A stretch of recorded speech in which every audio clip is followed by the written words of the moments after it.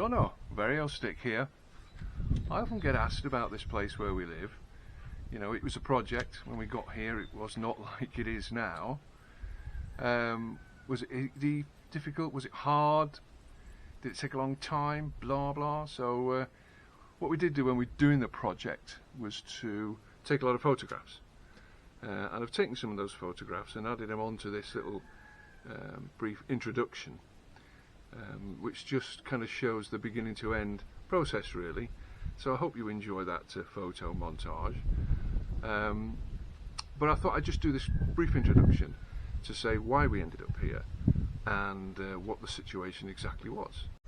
This wasn't the first place we actually had in Italy. We'd had a holiday home for quite some time, and we moved into it when we moved out here full time. And it was nice, and it was in a nice location, and it was all very good, but it wasn't quite what we wanted. It was very, very hot in the summer. It was in a place, in a town where no air got to. And the Italian summers, certainly the southern Italian summers, can be very hot. It was very cold in the winter. You couldn't park your car. It was difficult getting shopping from the supermarket down there, etc., etc. So we started looking for something else. And one day we drove up the lane here, and Mrs. Stick spotted this place. It had been abandoned several years previous, but she'd fallen in love with it, she tells me, before we even got through the gate.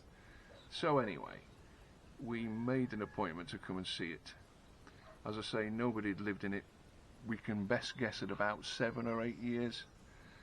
The wiring system consisted of some white bell wire that had just been twisted together. Where it had shorted out here, there and everywhere, there was big black scorch marks up the wall.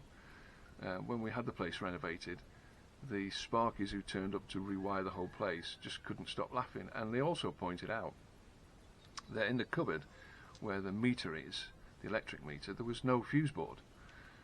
Whoever had wired the place up several years ago had simply wired it directly into the meter with no fuses. So goodness knows what safety standards that complied to. Not very many, I guess. So the wiring was a complete mess. There was basically no real electricity upstairs.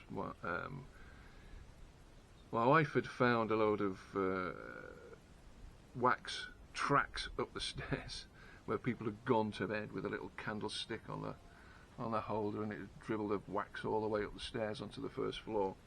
There was no hot water, there was no gas, there was no heating, there was nothing. There was absolutely nothing. The place had been abandoned, the windows were rotten, the front door, basically you could have got on your hands and knees and crawled through the rotten bit at the bottom. The back door was locked via a stick propped up against it. The back of the house was completely wet and completely black with mould. Like a lot of houses in Italy, half of them are buried in the ground, and we live on the side of a mountain, so the back of the house, certainly the first floor, is below ground level.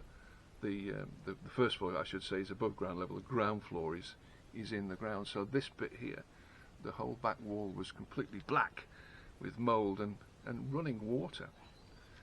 It was a mess.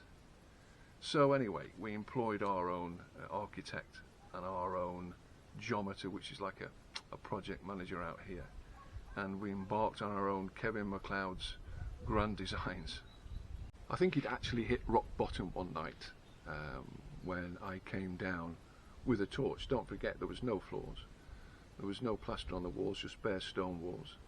There was nothing. There was no doors, there was no windows, there was no electrical system, there was no water, there was nothing in the house, just a bare shell.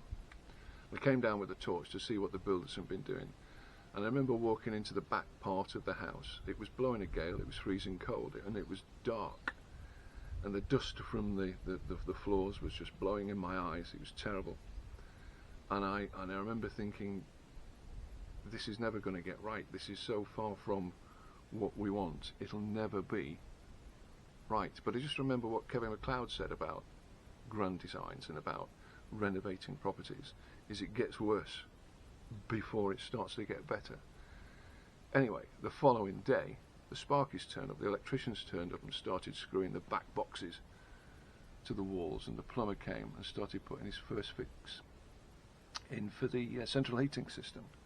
So that was that bottom, and it started getting better from there. And it was a long trip, but it started to improve. Would I do it again? Probably. Mrs. Stick said she would. Would we actually do it again? Probably not. Would I recommend a friend to do it? I'd say get yourself a good architect and a geometer. We did, and it really carried it through. Make sure you've got plenty of money. Do your estimates, get your quotes, and then add another 50% on top of that, and be prepared for a long haul. Was it worth it? I'll let you be the judge of that.